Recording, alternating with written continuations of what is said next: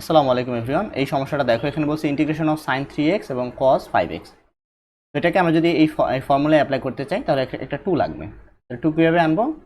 বাইরে একটা হাফ গুণ করে আমরা চাইলে এখানে 2 নিয়ে আসতে পারি। তাহলে 2 কজের ভিতরে যেহেতু ভ্যালুটা বড়, তাহলে কসটাকে আগে লিখি।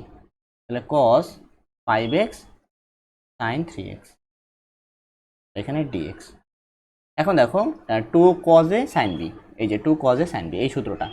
তাহলে sine a plus b minus sine a minus b. তো চলো অ্যাপ্লাই করি। তাহলে হাফ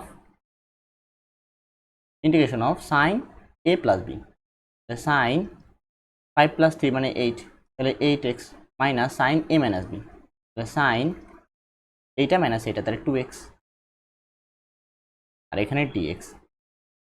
এখন আমরা চাইলে সূত্র অ্যাপ্লাই করে ফেলতে পারি।